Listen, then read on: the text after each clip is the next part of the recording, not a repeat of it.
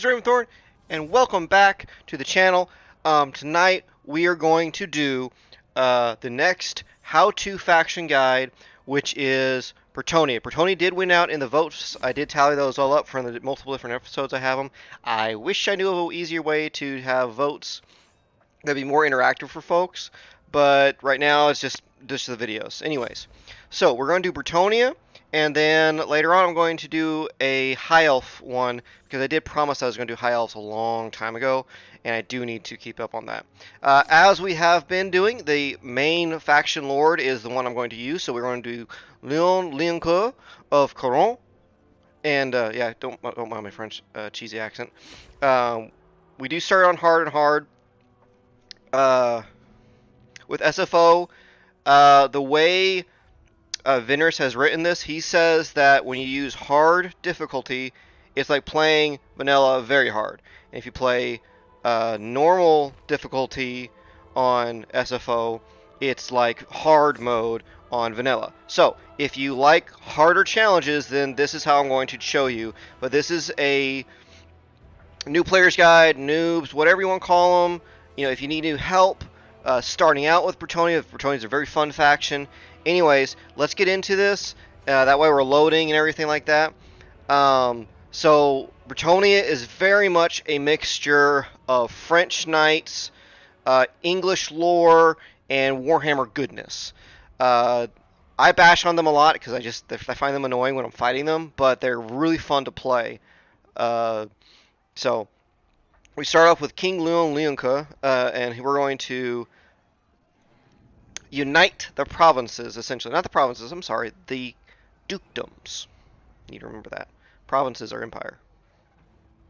Anyways, just like how any other of my how-to faction guides, we're going to focus on 5 steps, okay? So number 1 is starting out and how the faction works. That's extremely important because anytime you start a new race in Warhammer, the game changes dramatically on how you can play the campaign. You saw that with Empire versus Greenskins and all those other previous ones. If you haven't checked them out, do so now or after the video, no matter.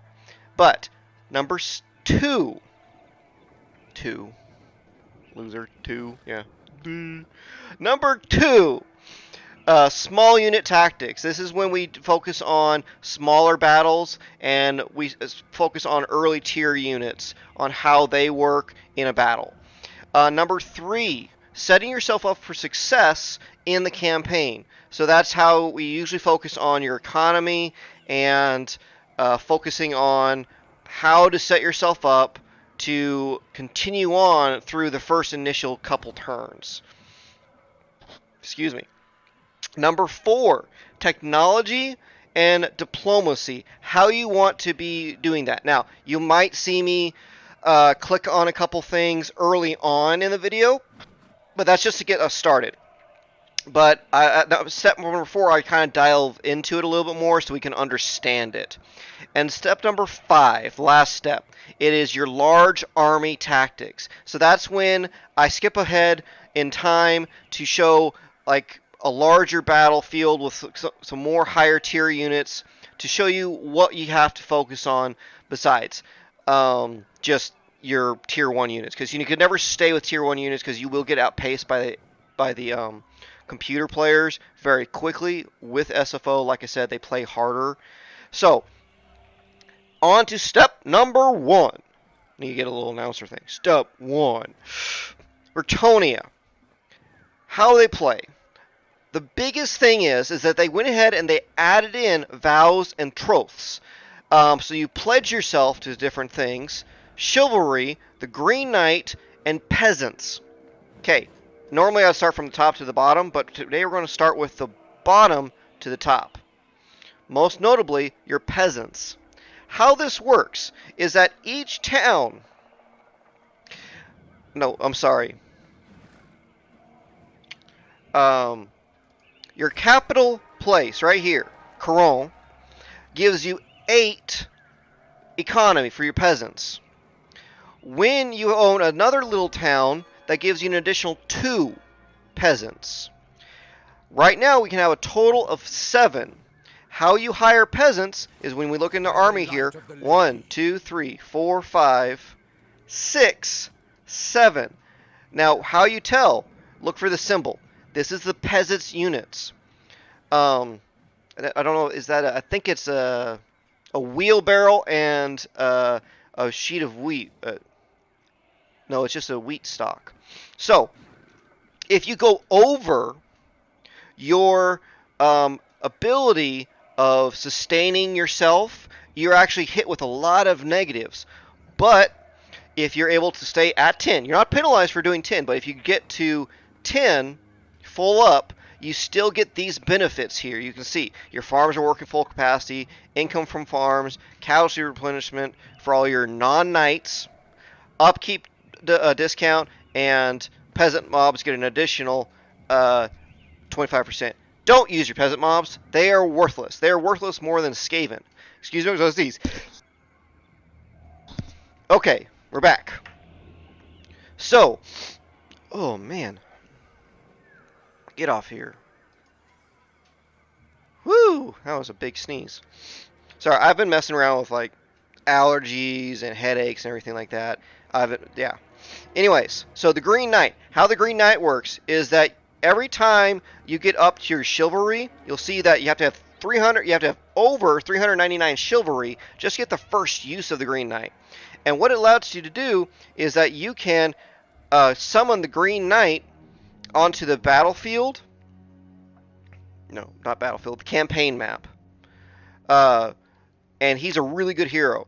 And you can actually add him to a thing, and he's a spirit, can't be really damaged very easily, badass, just everything. Now, really key thing about Brettonians, as we went into this, heroes are so important. And I mean the paladins. I hate those guys. I hate those assholes. When you're facing a paladin, they will wreck your shit. Get a paladin to a level 10, and they are a tank. I don't care who you are. They're hard to kill. All of it. I mean, they're almost immortals. They've drinking from the Grail when they're at that level. Chivalry. So chivalry is won or lost through honorable or dishonorable acts. That means fight a foe and kill them. Good job. You're chivalrous. Lay an ambush. Not very chivalrous. So you can't really take advantage of a lot of tactics that you usually do with other factions of laying in wait for the foes. You have to be honorable and stand at attention. Stand at arms. Vows and troths. Now we're going to get into this. My lord, shut up. So now we're going to get, we have to attain this, so we have some quests. So, here we go. You got your royal blood effects for Leonlinker, and you see your suitable climates. That's a really big thing. I haven't covered this very often, but essentially these are the type of climates that we can inhabit that we have no negatives. Unpleasant means you get some negatives. Uninhabitable, don't do it. Just burn the shit down and go on with your life. It's not worth it. Alright. So, I can go into character details. Okay? Vows. Now, those who serve Britain. When you have vows, we can't really show you right here because Leonlinker automatically starts with all three done. You get questing, you get the vow benefits, which means you get discounts on your higher tier units. But say we look over here at Maurice Catrus. She's a damsel of the heavens. Go in her character details. Oh, she's a hero. Pretty sure they're supposed to have. Why are you not fixed? That's very strange. Okay, we're gonna hire someone really quick. These guys are really nice. Virtue of knightly temper, honorable, magnanimous. So we're actually going to hire her. I do recommend doing this. This does help you set yourself up and starting out. Go ahead and hire a second lord. I know it usually increases your supply lines and everything, and it gives you a major discount. I mean, upkeep negative here, but we can recruit her. I know the way. Now we're going to start get income bonuses. So now we go here, vows. Okay, so she starts with, you have to do the Troth of Protection, and that's just vows for the girls. If you get the Troth of Protection, then she gets upkeep greatly reduced for Knights of the Errant, Knights of the Realm, Pegasus Knights, and she gets Untainted bonus and Leadership Aura bonus. Now, when you're going to have this secondary general helping you out, you can either choose research 5 technologies while leading an army, be present in a region 5 times when buildings complete construction, or pledge to Chivalry, which is rank up 5 times after taking the pledge. I will tell you, for your secondary lord, go ahead and grab the pledge to order. Be present in a building 5 times. Be present in a building. Be present in a region 5 times when building completes construction. Because, hey, look! We're going to build some stuff now. Alright. Grab the village. And... okay, so here, the big thing is farms. Or weaving house. Industry or farming. Don't try and do both at the same place because you can't. Because you have to have either the windmill or the cellar to be able to upgrade your economic buildings. Now, we don't really pay attention to these. These are okay. These are nice boosters, but these are where your main money makers are going to be. This one, control. That's your public order. Because let's just say life for a Brettonian peasant is not glamorous. Not glamorous at all. Alright, so farming. This is affected by peasant economy. The weaving house is not affected by peasant economy, but it gives you minus control. Can you build buildings that will give you more control, like a tap room? Sure. But you'll see here that the windmill gives plus 15 for all regions in this province. Growth, all adjacent provinces. So what you want to do is go ahead and grab the fields. It's more growth and money. Takes one turn, right? And we kind of need this to be able to hire What is your behest? more stuff. We won't be able to get those for a while. Abbey, Hermit Knights. We can get a clay pit, but we're not going to do that just yet. We need growth. We need growth very quickly so we can expand our towns. That's number one, right? Got to get growth so you can get better. So, get fields, because if we build a windmill in Coron, because we need La Anguille to have its own walls. Why do we need to have its own walls? Because we have the Northmen invading us all the live long day. They hate us. Alright, how good is she? So now we're going to focus on our small unit tactics. She has determined and immune to psychology. Yippee, doo-da-day. But, you know, we still need her. Great. Warrior King.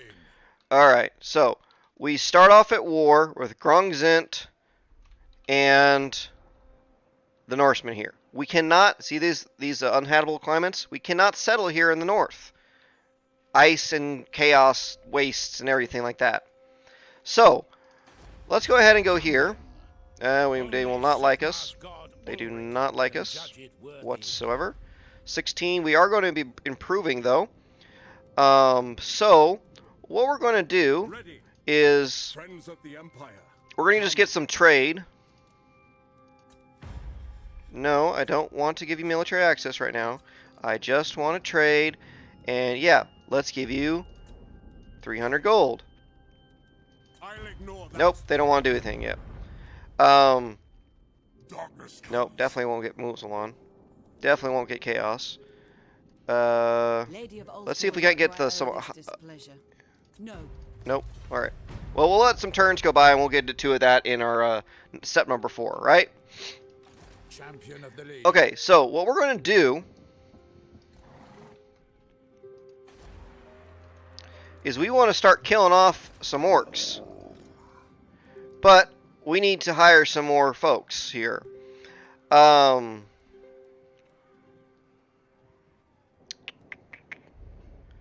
bowmen are some of the best units you can get. And this gives you a little warning indicator. Do not hire anymore after this hire, because 1, 2, we're going to have 9. We're going to have one more. Well, let's get a swordsman regiment because they're better than the spears for right now. Okay, so now we're just going to do a quick decree. Decrees are for the better fighting you do against more foes. Start working on those because you get extra chivalry. See here? And the biggest one that we want to focus on is Decrees of Brettonia and Winterwold's Decree, because if you're playing Couronne, you're going to go up to the north. It's going to happen. I don't care who you are. You're going to focus on the north because that's where you invaded all the time. But that doesn't mean that you can't get this, because you want to start being able to unite Brettonia. Unification of Brettonia. That's a major quest thing, sort of thing. So once you research that, you can then start to just diplomatically absorb the Brettonian factions and then unite it into Brettonia. But right now, we are just Couronne. You see here, that is our province of Couronne. So we're going to work on that later on. And we're just going to hit the commandments. Really big thing about commandments is, let's see, if you want to tax the peasants more, you are going to have more negatives of control. So, let's go ahead and grab the Realm of Chivalry, which is construction cost, discount, chivalry plus 10, and research plus 15%. Yeah, we can get that. We can get the venerate the lady here in a little bit. But let's go ahead and grab this, because in a couple turns we're going to have to we're going to get some more buildings that we can buy. See, this right here is going to give us 4 total. So that means we can build both of these. So this is important. We're going to hit the end turn here.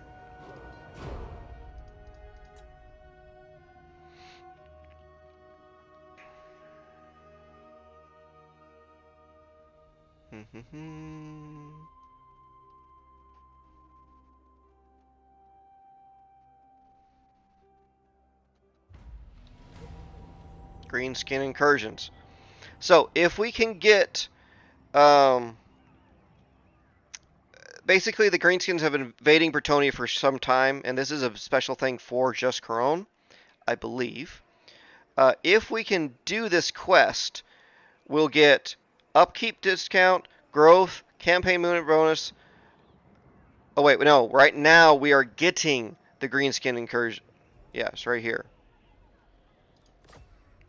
If we want to get minus that minus, so like we can get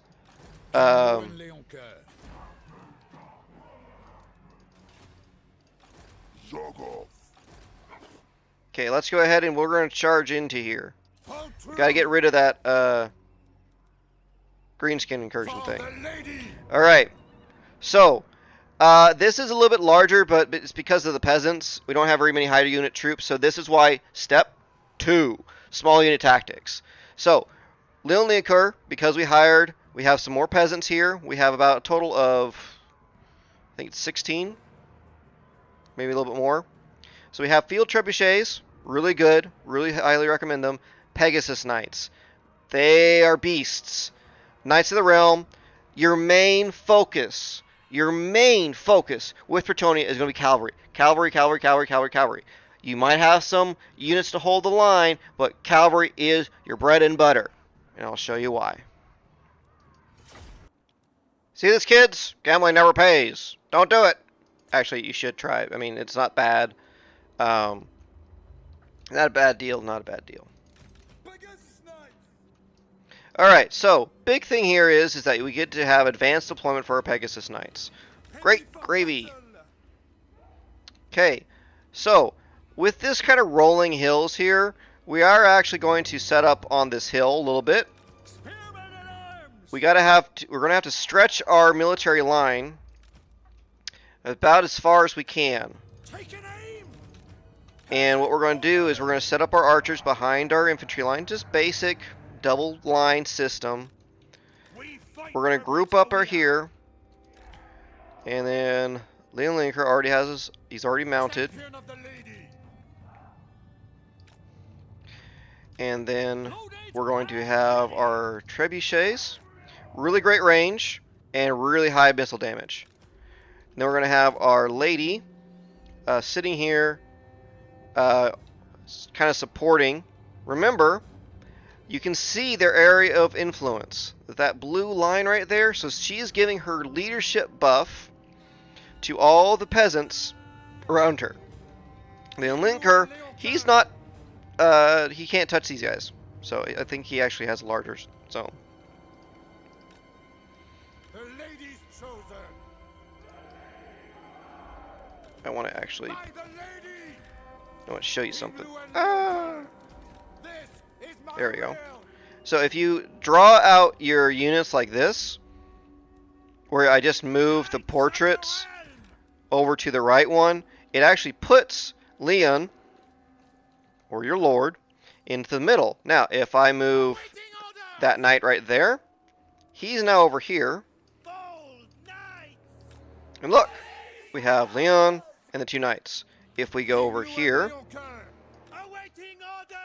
he's now over there. So the way your units are when you group them up is important. Knights of the Helm. And I want it like this, so we're not inhibiting each other.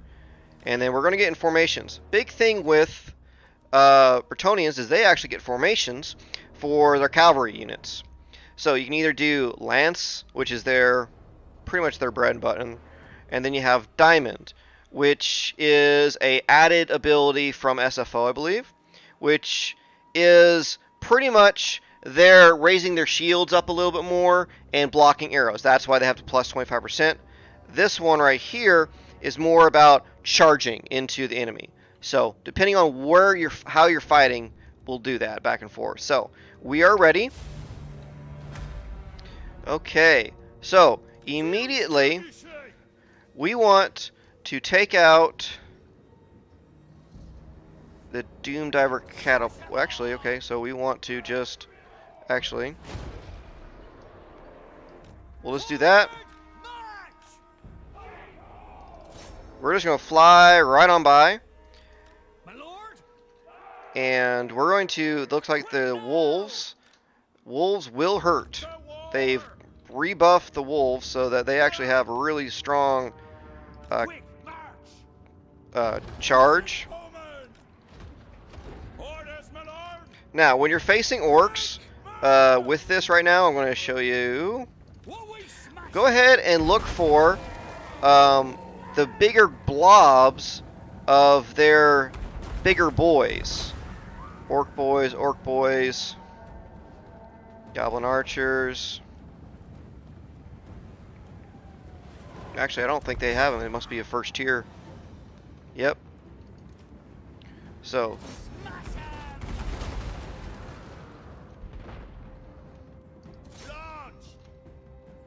Alright, so, nice thing is, we get to kill off their Doom Diver catapult with our Pegasus Knights.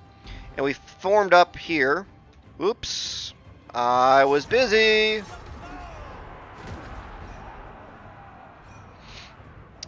Yeah, that's bad. I'm sorry, guys. You had to see that. Don't do what I did. Ride them down. Battle ready. Getting formations. Knights of the Helm. We'll be able to catch. We'll be able to catch those guys right now.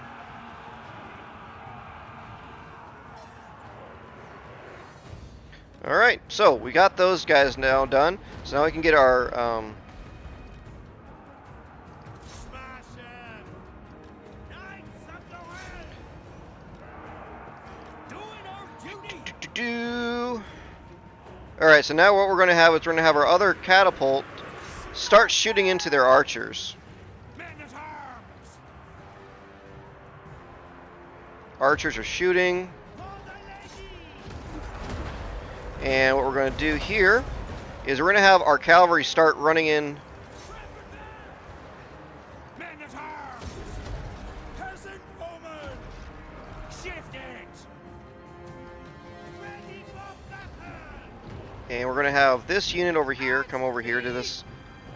And then we're going to have... For Our Lady! Alright, let's see. We want these guys helped. Feel true power.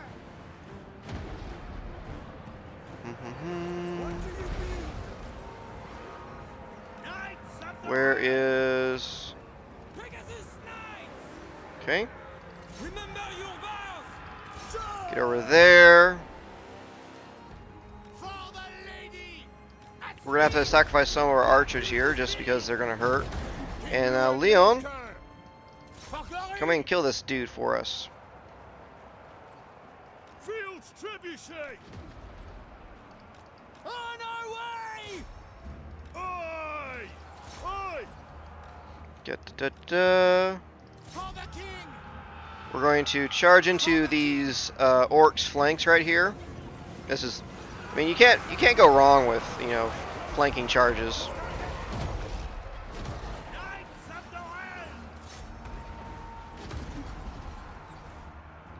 Realm! Fields Trebuchet! For the King!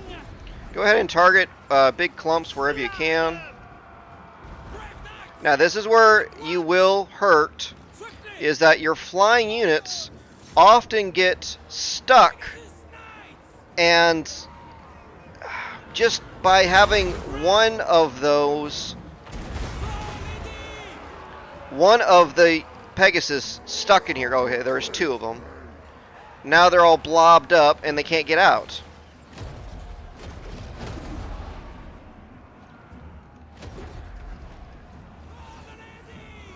So we're going to tell them to run after those ones, and this way we can have all our trebuchets go after those big blobs here. So, little rough start. Your infantry are never going to stand up very well. Not your first tier infantry. They suck. Peasants suck. You can see here, even at really decent halfway, our leadership's 55. You never have really high counts. I know I'm talking. Oh, Lord's dead. But yeah, Leon Leonker against the Orc Lord.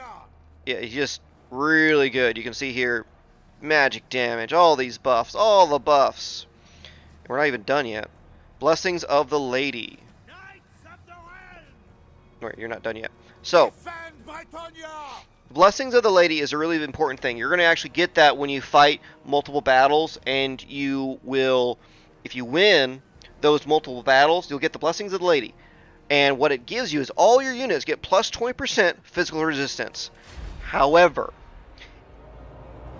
if you retreat from a battle just once, when you have the blessing, you lose it. I mean, like, retreat away, like they're too strong, run away so we can fight it again another day. Yeah, not at Winter in Brettonia.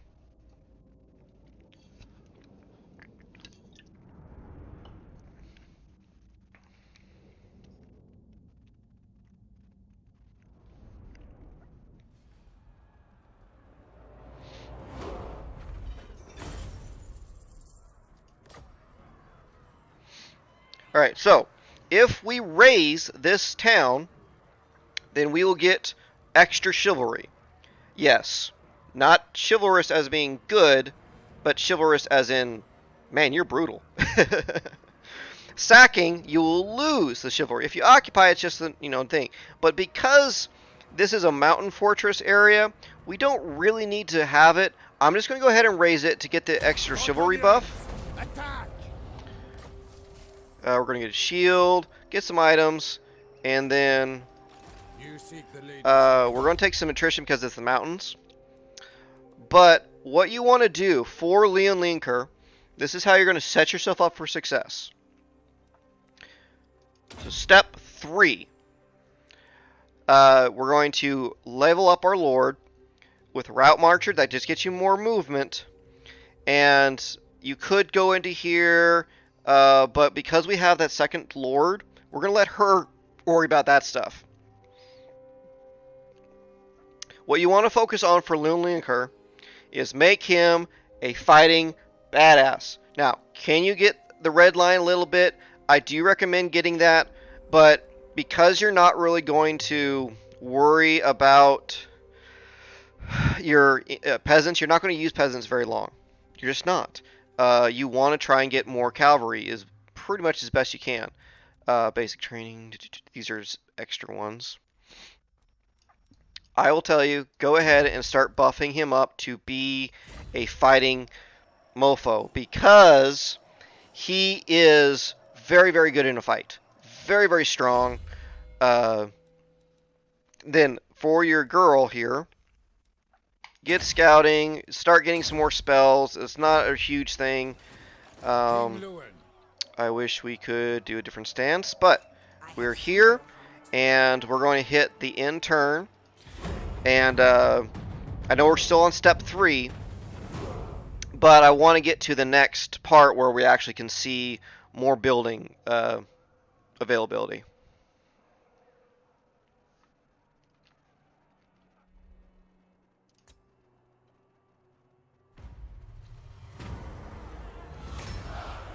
Now, again, I clicked on that really quickly, but just do the recommended right now for the new players, because that's just the SFO way of customizing your game every time. You can choose how you use army caps, which you'll see. I believe Pegasus Knights have a cap. So we're going to have one more turn, but hero capacity +1 for Paladins and Sons of Brettonia. What that means is, oh wait, that's hero. Unit capacity +2, Knights of the Realm, Pegasus Knights, Questing Knights. Base, if I can get this to look at it, is 2 per unit.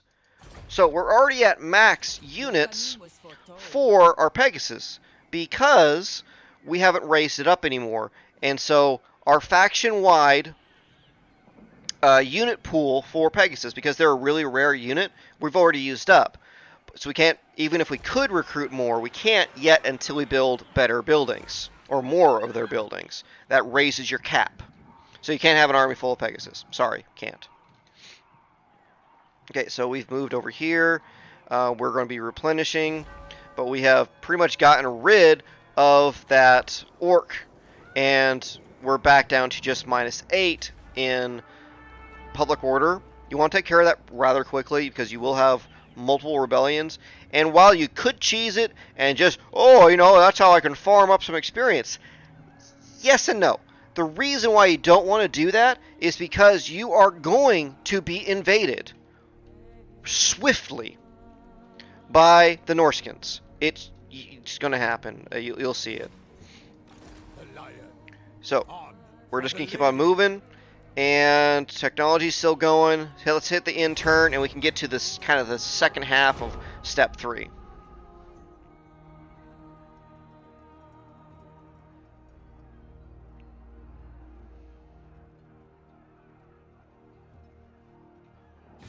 Let the supplicant come forward.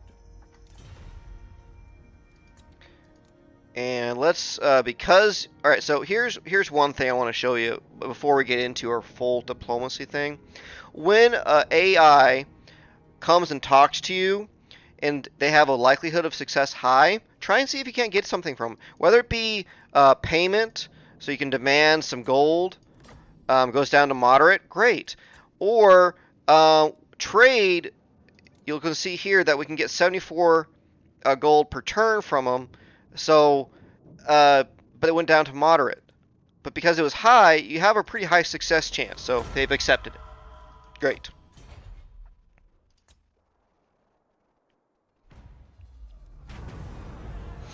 Beastmen Rising. We will go ahead and click on yes because we don't mind more Beastmen coming into the middle game because it's just fun.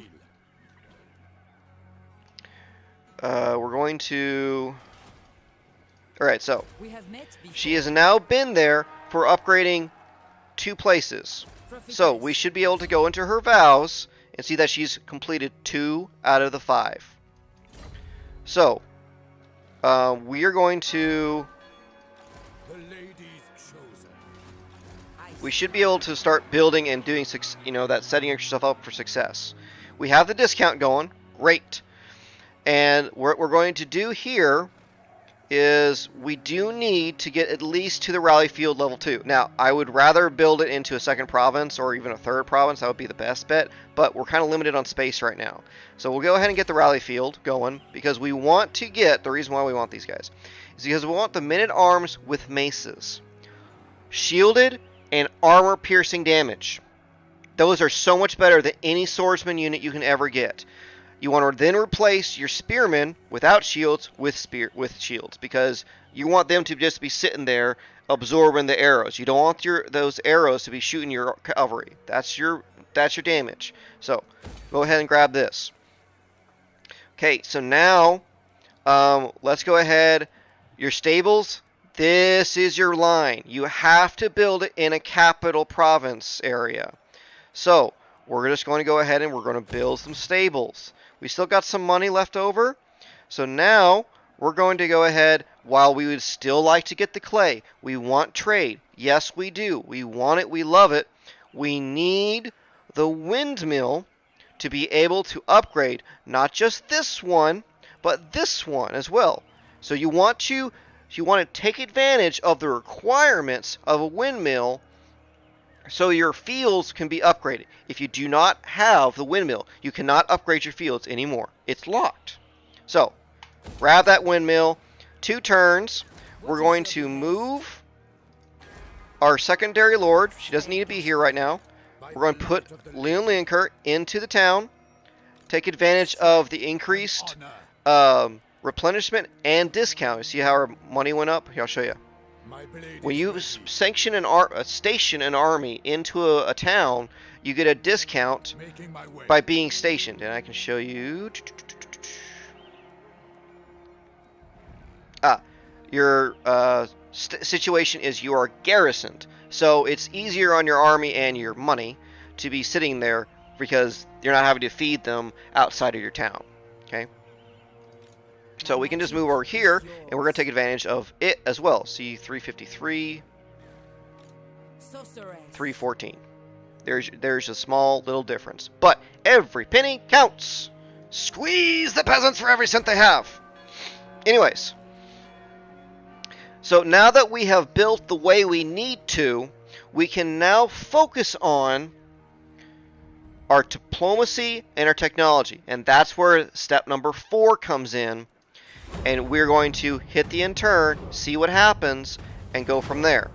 Because now we're getting into the majority of your game, which is your medium game. This, your first few steps, these first 3 steps that we just did, very important to set yourself up for later on.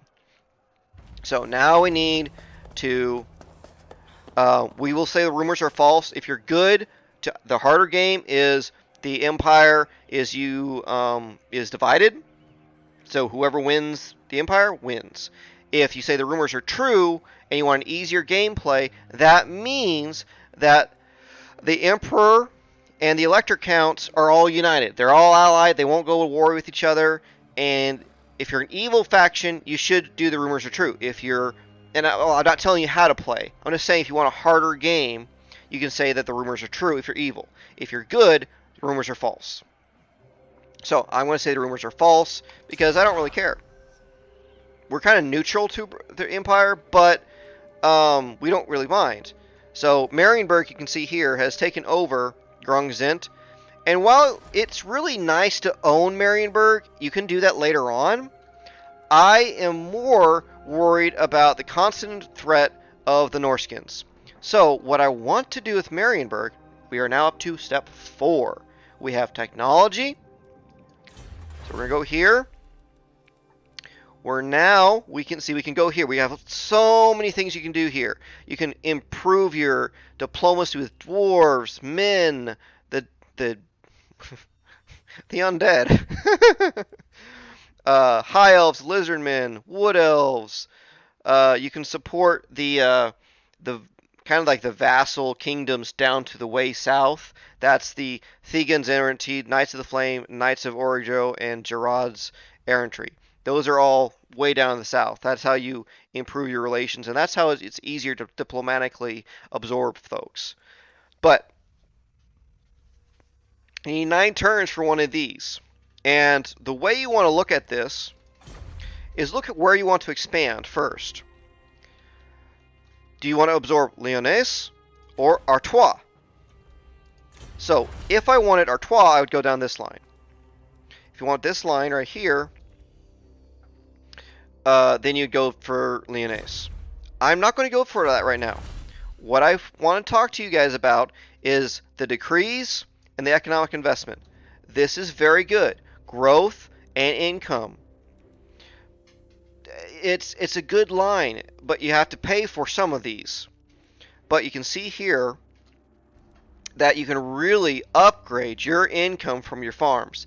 So while it is nice to look at the weaving houses and see a nice big bonus, a nice big bonus really early on from the 250, and you can upgrade them to have plus 40% on a tier 3 thing. That's 400 times 40%. That's almost another 200 gold on top. Great. But by researching and putting in the effort with your technology on your farms, you will be able to get, okay, here's 300 income plus 30. So that's almost about 120. And then your technology, you can get another 10%, another 5%, another 5%, another 10%. So right there, you see here, that's another 20, 30% on top of all of your farms. And then I think that's the only one left. There might be some other ones around here somewhere. But those are the ones I want to point out. And you can do the same thing for industry. It's very good. Industry's not bad. But focus on your farms first. Because you have to. Almost, to me. Do whatever you want. But that's what I would recommend for new players. And if you guys are already kind of pro players or you're used to the game, this just might help you understand Brettonia just a little bit more to help you out. So next, I am going to start doing the decrees of Brettonia. Why do I want to do this? I want the Winter Woes because immune to snow attrition. And we get double experience gain for units fighting against Norska, and we get +2 extra chivalry for every victory against Norska. Why is this important? Again, I want to go up here and just raise this to the ground eventually. Will we get to see that in this episode? Probably not, but when I go back and do all of my faction guide how-tos, advanced tactics, we're going to use our saves from our previous saves, or previous, these how-to guides. Anyways, now we can do diplomacy. Well, because we have a port, we can trade with all of the good people. All the people you want to trade with. So Artois, let's see, we can't get a non-aggression pact. Great. That's going to start raising up your attitude increasingly. You want to do this because it is so easy to absorb the Brettonians. But you have to start doing it pretty early. Okay, Bordelot. Non-aggression, trade, military access. It just made it back high. So now we can say, hey, bend the knee. Not really. But get some extra gold. I do love Alberic of de Bordelot. If I am playing Brettonia on my own, I'm playing him every day, all day. He is so cool, and I don't like Leonker. He's just overhyped. But because we're doing the how-to faction guide, it's better to showcase the main lord, and then if someone like really requests, I do a, hey, how do you play Alberic? Then I'll come back to it and do it that way. But we're going to go here, get some extra money. The Fey Enchantress. She is a little hard to talk to. You can see here, the neutral, 0. Usually, we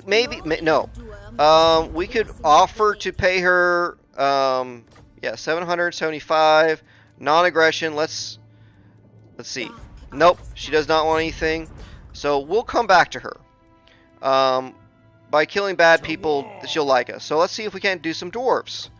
How about some non-aggression? Nope. Nope. Nope. That's exactly. Nope. Alright, high elves. They don't like us. Your presence sullies the Phoenix Nope. Court. Don't like us. Defender of your Trace don't like us. And Norskins definitely don't. Marienburg. Hey, you like us, don't you? Non-aggression. Trade. Don't give them military access because they're just going to walk all through your land. Keep them on the borders, but you want the trade. And they're going to, like, alright, so how diplomacy works. We're going to import all of their goods. That means we're going to get salt, spices, and dyes. So they are the ones getting the 223 gold.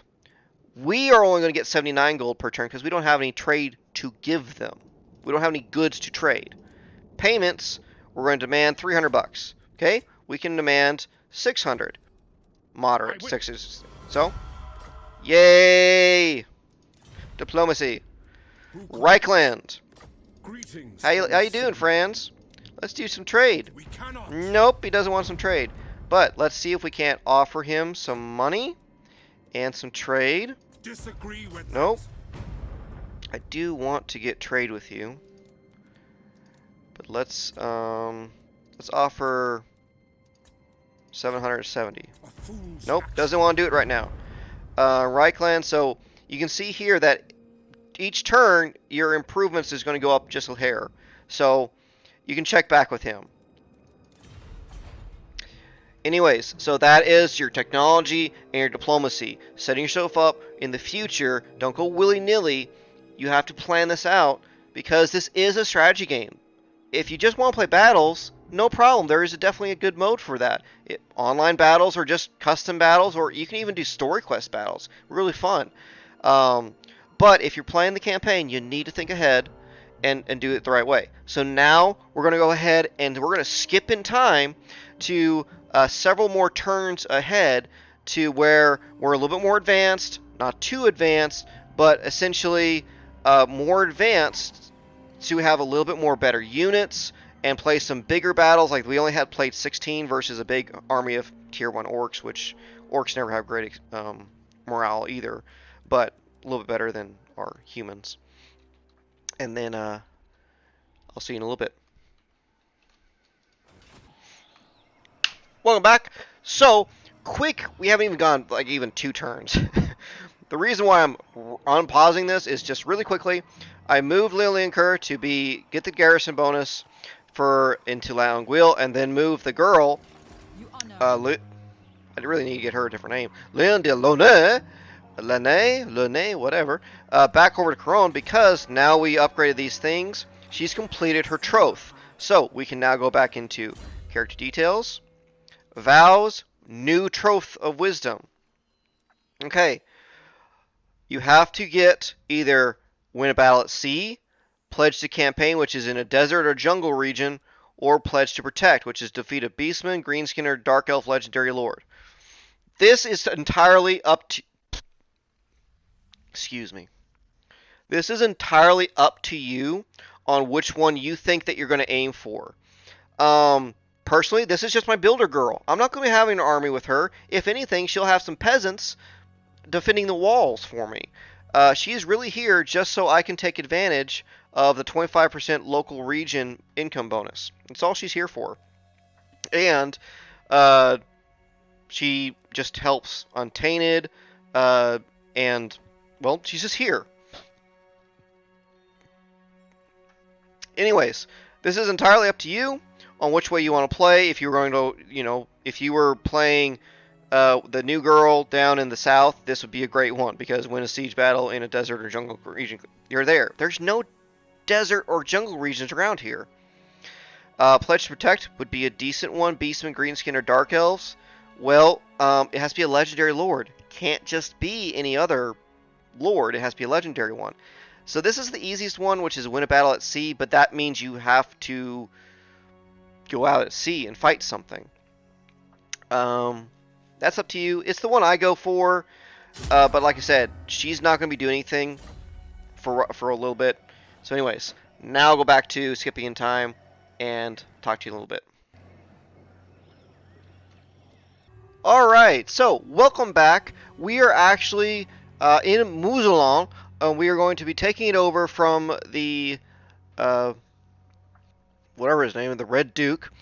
We defeated him in a pretty easy ambush. I'll tell you. I'm not going to. I wasn't going to waste your time with that. But this is your 5th and final step, which is large army tactics. And what I shouldn't really call it large army tactics. I do have like 2 things of a unit. Like it's just 2 heroes reinforcing us here. But what I like to do is that these are actually upper tier units. So you have Battle Pilgrims. You can't really see them. But yeah, Battle Pilgrims. Actually, yeah, I can show you. So you got Foot Squires with their great swords. Get them on the wall. And then you're going to have Battle Pilgrims. The really nice thing about Battle Pilgrims, and that's why I replaced my Macemen with the Battle Pilgrims, and that's the only unit I would say, you know, Foot Squires, yes, they're fine, but Battle Pilgrims will hold your line no matter what happens, because they have Frenzy, and they're unbreakable. So, they're really great at taking walls, they're really great at holding a line. So, yeah, I really like that. I still have a couple Spearmen. I've recruited some more Cavalry. I now have a Grail Reliquary. The really important thing about the Grails Reliquaries is that they have Holy Presence. And they have Icon of Devotion, which essentially means that they give everyone 15 leadership and immune to psychology. Really good there. And then you have Holy Presence, which everyone around them for 75 meters,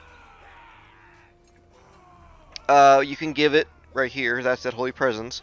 So for 60 seconds, you can give everyone 15% physical resistance and 15 melee defense. That's going to be really good for our melee defense line when we have open field battles, because you can put that right behind your line, whether you or not, if you have Battle Pilgrims or not, if you haven't been able to recruit them. It just buffs such a really good thing. Then we also have a Blessed Field Trebuchet.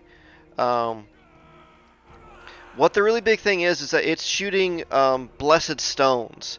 So it also, has no friendly fire. Really key thing. It does not hurt your own troops.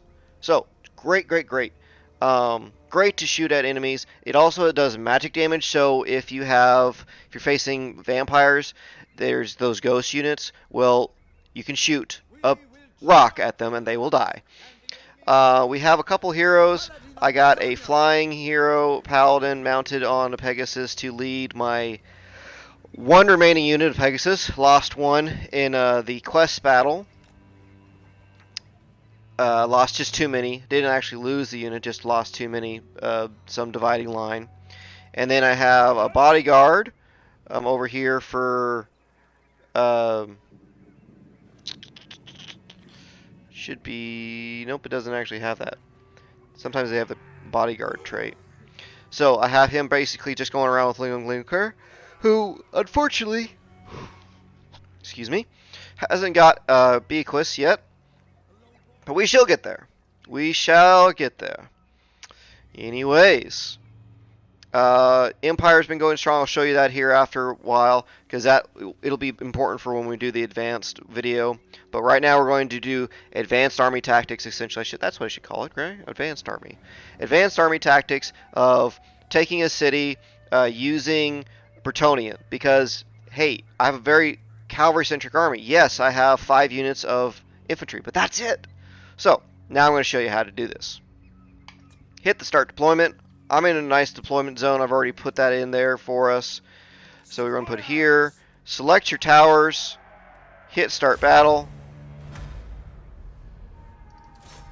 Have them go forwards. Start hitting the gatehouse. And then we're going to fly right on in with our guys. And this is right here. We'll put these spearmen right here. And we're just going to add these two over to... What? Brave knights! Take the ground! We're just going to add them onto this. We're kind of getting shot up a little bit. Oh, really quick too. I now have longbowmen. They have even more range than regular bowmen, a little bit more damage, and then I also have flame bowmen. You want to mix and match these two because here's a really important thing about is that they add burnt, which is -8 leadership to foes when they get shot. Not so much on undead, but still.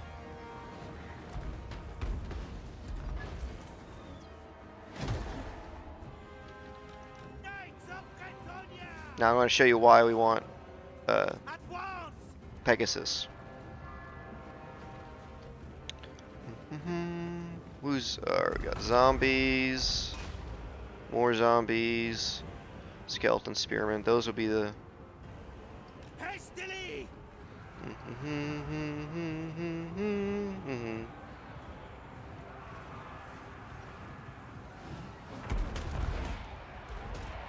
And let's just move up our archers.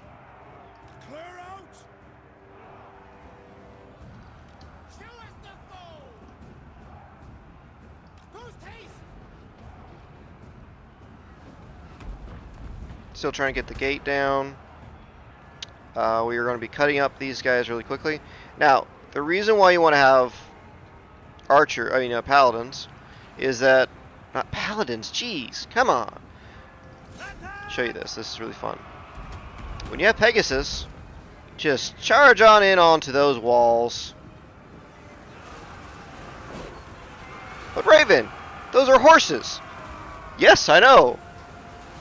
They're cavalry. They're flying cavalry. So that means we can go wherever we want. Take the ground! So that is great. It's really useful. Always have a couple Pegasus riders. And oh, by the way, the Hippogriff riders, yeah, those can fit on a wall too. Break them! We're gonna go kill these bats here. Spare man at arms! Oi! Spare man at arms! We serve the king!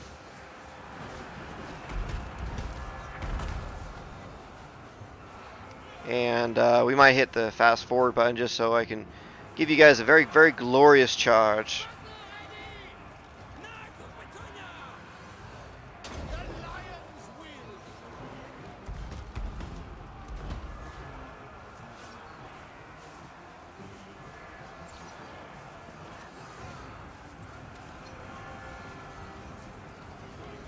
For my liege! We fight as real companions! Spearmen at arms!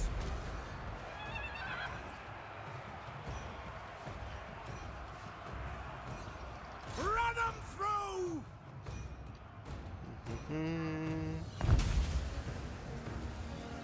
Pegasus Knights!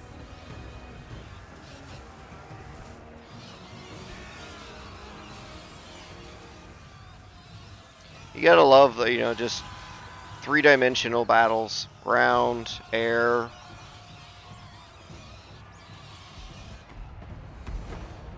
On to glory! We gotta go help out these wall because we got great Graveguard now. Ride them down! Orders, my lord! Honor the lady! Run them through!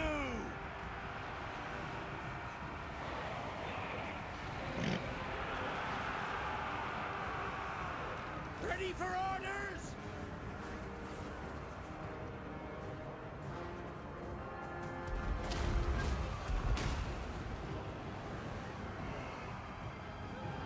Still can't get in because that's just open. It's not destroyed. I wish. Knights of the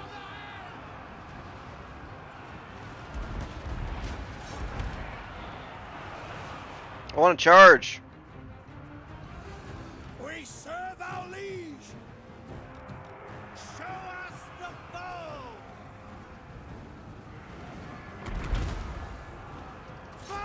Brettonia!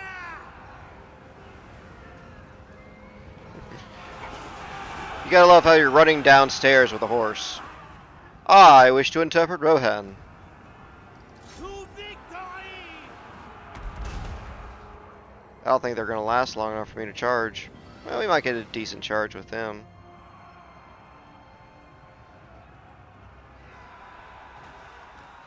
What orders? Caversham! Squares! We are ready!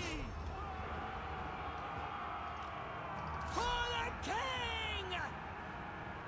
Battle Pilgrims! For the Grail!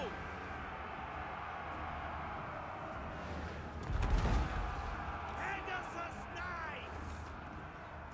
Quickly! My blade is yours! Squares! Fighters! We might just tell the archers to stop. Oh, we're so close. Victory is assured! Pegasus Knights! Battle Pilgrims? Yes! 'Tis done!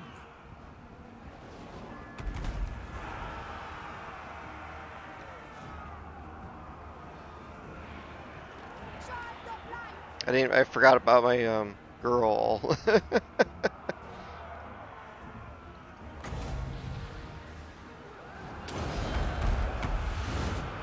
call thee forth. Oh, and she's on a unicorn.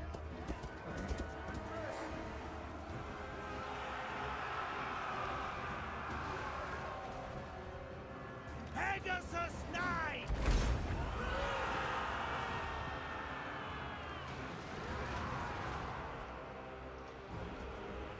By the lady! Come on!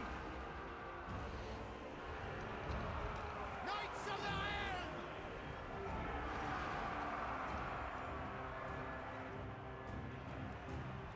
Looking for mission! Yeah, I was hoping to do, you know, nice, cool charge, but I don't know. I don't even know if. Trample them!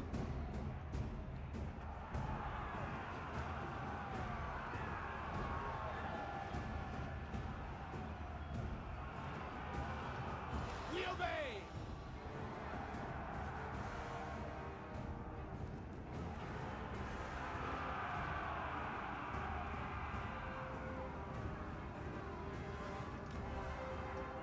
Shift it! Yeah, what the Battle Pilgrims don't have though is very good like armor or defense. I mean, they're pretty much just throwing themselves into battle. And against Graveguard, you know, they're not going to last very long, but they will not break. So Awaiting orders! Smite them! Formation! Hold!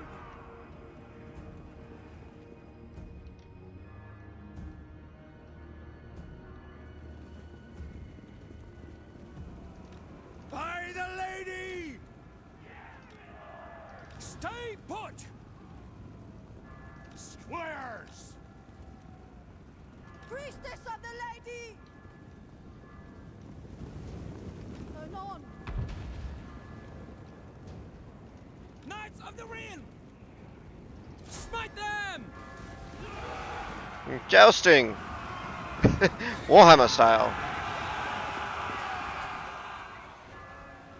My gifts are yours. Use spells where you can. King Lou and Leopold! Sons of Brettonia! Yeah, they just broke and died. But we got jousting. Or not. Okay, so now I'm going to show you the overview of the Empire and kind of go through a couple things with you. Because we have to go back kind of a little bit through our steps and to recap. But then we'll end the episode, and this should be up here in a little bit. You might see it without a thumbnail because I'll have to create the thumbnail. It's like 3 o'clock in the morning right now. I'm ready for bed. But I'll get the thumbnail created tomorrow. That way I have a really cool, really cool thumbnail. It's all the rage nowadays, don't you know? Yes, we have cleared Brettonia of the taint of the undead, so now we can turn our full attention to the north and Norska. We've been invaded a couple times. We defeated them pretty easily. We actually defeated Throg one time. Don't want to raise this because we're making pretty good money.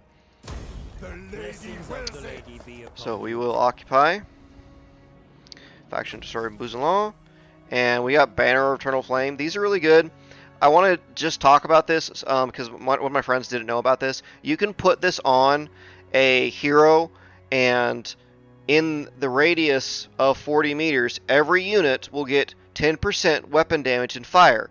That also will apply to ranged attacks. So even your normal archers, so my longbowmen, will be doing fire damage as well. It cannot show up on the campaign map, but when you go into your battle mode, you'll see that if you just have that hero with the banner on them, or put it on your archers if you want to. But because you can move a hero a lot easier than say an archer unit to go and buff your melee line, I usually prefer to put it on hero units. They can move a lot quicker. Yeah, lots of bonuses. Okay, so kind of an overview. Absorbed Lyonesse. Fought off the Norskins. The Norskins have been now reunited by the World Walkers. Be a really good campaign. So you got these guys right here. Throg is still recovering. Have a Adelhard. I moved him over here. He actually specialized in battle pilgrims, so that's why he has so many. Don't do what I did by hurting yourself here. Like I'm actually hurting my economy right now because I have more units. But so here's what happened with the addition of Malice Darkblade. I'm pretty sure that Vinrus was able to. Yeah, we're definitely going to put that on. Vinrus was able to add in some things to heroes, and what was really nice was Brettonia got this errantry quest. So once you click on this, you'll be able to do it's not a quest battle, I know it says that, but what it does is it spawns in an army you have to go defeat, just like Malice Darkblade campaign. If you haven't done that one, it's a fun-ish campaign. It's more really cool hero, but it's an okay campaign. It's not the best, not the worst. But yeah, so what we've done now is you can do this every once in a while where you can build a weaving house. You cannot get a farm, and I did want to correct myself from earlier. I found that out even as they're playing. You can never too good to learn something, but the water wheel does not extend over to the other region's farm, so you can't upgrade a farm up just because you have a water wheel over here. You'd have to have another water wheel. Well, I wanted this is a really good building, the Chapel of the Lady. So you get Chivalry, campaign movement bonus, Lord Recruit rank, Untainted, income from buildings, and income from buildings in all adjacent provinces. So it's a really good thing, especially when you know that you're going to be touching multiple provinces, which I'm touching both Lyonesse and Forest Ardennes, which I plan on taking over soon. We also then managed to really luck out. A Beastman army came in and destroyed Marienburg's hometown, and I scooped it up. And then I scooped up Gorsel when the Norskins came and killed Gorsel for me. But then I fought them off, and we've been kind of just letting Marienburg sit here, and they were up here now, but now they're just sitting in the mountains, and I'm perfectly fine with that because they're giving me marble. Actually, no, I don't. Yeah, I already got trade because that's their capital. Anyways, Baston. Welcome We to can fair Brettonia. non-aggression, trade, and military access. And because we did all this, we can demand some money. Very well. And basically, we are roughly about 5 hours into a campaign. We're definitely in the middle part of the game, almost 60 turns in. Like I said, you want to get paladins. You want to use your paladins really effectively. They can tank. Don't be stupid about it and leave them in a mess of like 5 units versus 1 paladin. No, but what they can do is they can hold a line pretty effectively and buy you time to get over there with reinforcements or hit them with a cavalry charge. But you want to be able to have a strong line.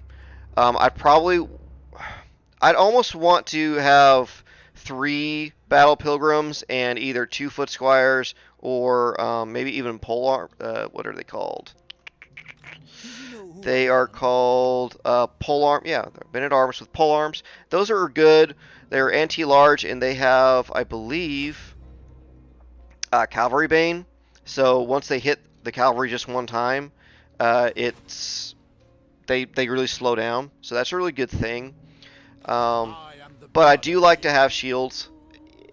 My big thing is that they're going to be shot at. They're infantry line. You're going to be shot at, and when you have these shields, it actually, a silver shield icon like that will block 60% of all small arms fire. So, to me, that's more useful than a polearm. That while the polearms are good, I've seen them kick my butt plenty of times. I just prefer having shields in my own army. And then battle pilgrims, get some good archers, and then start working on Knights of the Realm. I want to point out, with Brettonia, you can go up to here. I want to point out, the next tier of cavalry is Knights of the Realm that you can recruit after Knights Errant. Pay attention to what weapons they wield. Even though it shows a lance, they're anti-infantry. The Knights of the Realm are anti-large, so send them after other cavalry and monsters. That's how you're going to kill them off. Send your Knights Errant after infantry lines to have bonus damage. Another big thing is the next unit that's unlocked is Questing Knights. I don't like them. They're not a big enough upgrade to me. I would rather have Knights of the Realm because I know that I'm going to... I mean, they're really good. They're wielding great swords on a horse. What more do you want?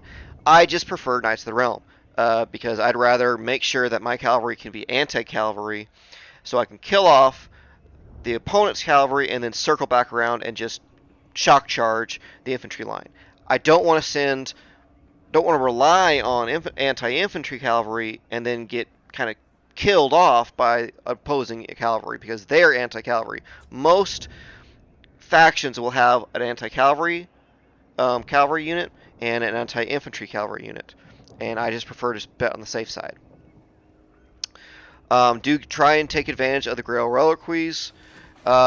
Pay attention to bonuses like this one, the Sanctuary of the Errant. You can get any unit that you recruit here will get plus 10% weapon damage. Huge. When you get your final units and they're getting huge, weapon damages things, this is so cool. As well as casualty replenishment rate in the province, everything. It's really good. Over here, you need this for a quest, but hey, this is going to be your really high to do recruiting station, especially for your push north. So go ahead and invest in Coron. Like I said, I still went with farms. You can see here I'm making from my taxes about 6,000, and then trade is 2,100 because I took over Marienburg. Now I got really lucky with Marienburg. I will fully admit. I told you that at the beginning of the thing. It's really nice to have, but it's not needed because you can see here that because we're not the Empire, we don't get all the specialty buildings that Marienburg can get. So we're only getting a very good amount of money, whereas Coron is getting 3,000. And since we just took over this one, we've almost caught up to them with this one place. So we're going to take that off, and we're going to upgrade this town. But other than that, let's go ahead and go back over our 5 steps again. Number 1, starting out and how the faction goes. Don't forget the special mechanics of the Blessing of the Lady. Don't forget your vows. Every time you recruit a new hero or lord, check their vows. Make sure you do it because it doesn't automatically do it. They'll just sit there at vow 1 and you're going to be wondering, why is my knight so expensive? Well, it's because they haven't completed their vows. So take advantage, read into what vows do which there, and pay attention to your peasant economy. Right now, I don't think these guys are going to come down off the mountain, so I am going to get rid of these 2 swordsmen. Gorsel has been reinforced. I did build the city watch. Key thing here is so when you're planning out, they are different. Brettonians are different than most other factions where when you build the 2nd level of the gate garrison building tree, it usually adds walls. Do not forget that Brettonians, you can just build the level 3 town and it gets walls.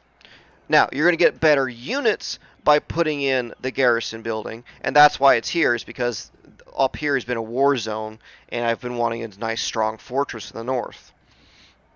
Plus, it has a really good salt. Pay attention to trade resources, because those will give you bonuses. Like, here we go.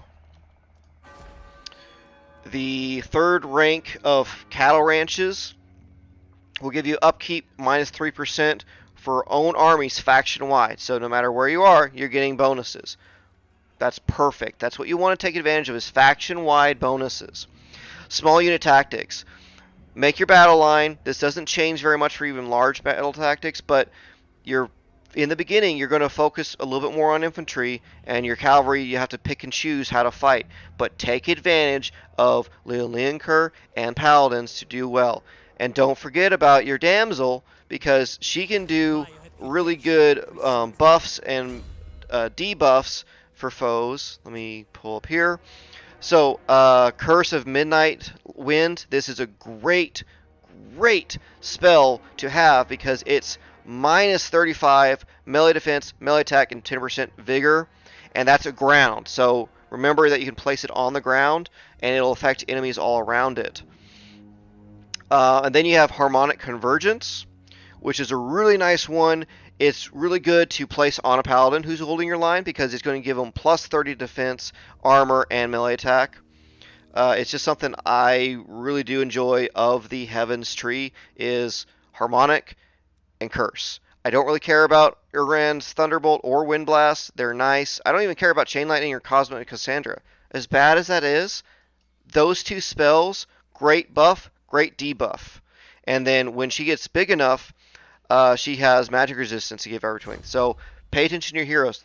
I would say with Brettonians, more than anyone else, heroes are the most important. So you can have as many paladins as you can. Look, like I got 2 paladins in Leon's army because it's useful. If I could, I'd have more paladins just reinforcing with this guy, which, because you're Brettonians, you do not suffer from supply lines. You tax the shit out of your peasants anyway, so who cares if they suffer more? That's the Brettonian way. 3rd, setting yourself up for success. Pay attention to your buffs. I kind of already went over this. Expand properly, and don't be afraid to destroy old buildings when you don't need them. Like, I did have a tap room over here. You may have seen that. I put it over to here because I didn't need anything over here. I took down the farm, put the tap room over here, and I was able to put in the specialty buildings. Especially when you get to city level 4, you want to start putting in these purple line buildings, and that is your military support line. Those are better units. I even put in our carpenter's workshop. This is really good, but when I absorbed Leones, they had already had the level 2 version, which I was getting up to.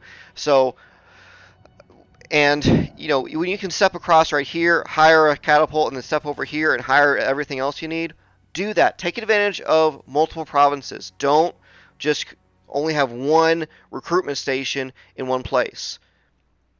You need to just diversify. Technology and diplomacy. Let's go into that a little bit. I chose Lyonesse because I knew I was going to take out Mousillon, but I did kick myself in the foot. I did kick myself in the head by not taking Artois because they were fully complete and just been sitting here. They've been doing nothing. I could have been using them a lot earlier on, but I grabbed Leaders and Men plus 50 relations with the Empire because I don't want Karl Franz just suddenly declaring war on me. I want to trade with that, and I grabbed the High Elves. Same mentality for me is I don't want coastal raiders from the High Elves. I don't care about the Dark Elves, but the High Elves, I don't want them bothering me right now. And then Winter Woes, you saw me take that, and then I've been kind of focusing on my income line of improved trade, improved construction, and then I showed you this when we did step 4 earlier on, is I showed you what you can add to your income by doing this. Here is the most important one. I didn't even get to do this one. This is the most important technology you can get besides some of the really far advanced ones. It takes 15 turns to do if you don't have any other bonuses to research rate. But each of your regions can sustain an extra peasant unit. So that would be 1, 2, 3, 4, 5, 6 more peasants that we could recruit. That's really important. Another thing is what I've been wanting to do, the damsels, is take advantage of the intelligent ones. If you're just going to have them just sit around with you, you don't really need anything else from them. If they're not magnanimous, because you do want magnanimous because it's buffs. The intelligence is going to give you a research bonus with plus 10%. I'm going to go ahead and grab her just so you can see me do this. And then if you know that your hero is just going to be a hero on the campaign map, don't be hesitant to grab Specialist, get that up, and then Steel Technology. Grab this because you can send her off to an enemy town and steal their technology to boost up your research rate. This is extremely important because you don't have any other ways of increasing your technology rate besides having this one hero. And then I usually put Cleanse Corruption on for them because it's just you want to purify the land. And then you put Wound, it's whatever you want to do. And then you can add whatever things you want for them, but I can send her off over here to the Leafcutters tribe to start stealing their technology. That's a really big thing. And then large army tactics, we kind of already just did that. Focus your efforts on getting a good line that you can look away from without having to micromanage. That's the point of Brettonians, is that your peasants are meant to die. Your archers you want to save because they can take out other archers extremely easily. And then your cavalry is going to be your battering ram that breaks through everything. But don't be stupid and charge into huge masses of enemies unless you have a plan, like a spell or an ability that's going to let those cavalry units get away. So, this has been How to Guide Brettonia for new players, tips and tricks and everything like that. I hope you guys enjoyed this episode. A little bit longer than I wanted to do, but Brettonia needs a little bit more thorough explanation. And I hope you enjoy the episode again. And I know the virus is out there right now, so be safe. Don't be stupid. Don't hoard like everyone else is doing. Wash your hands and just practice good, hygiene. I mean, shit. Come on, guys. Anyways, really hope to hear from y'all. Please leave comments down below. I love reading comments. I wish you guys would comment more, even just a, hey, thanks for the episode. That means so much to me, speaking out, even more than likes. I'd rather have a comment more than a like. I just would. So, anyways, I'll see you next time. And like I said, I will be doing a High Elves how-to faction guide. I'm hoping in the next couple days, just because I do owe it from missing out in a couple weeks. And then we'll also be having Aelith Anar and Malagor coming out soon. So, Thanks so much for watching. This is Raventhorn. Have a good night.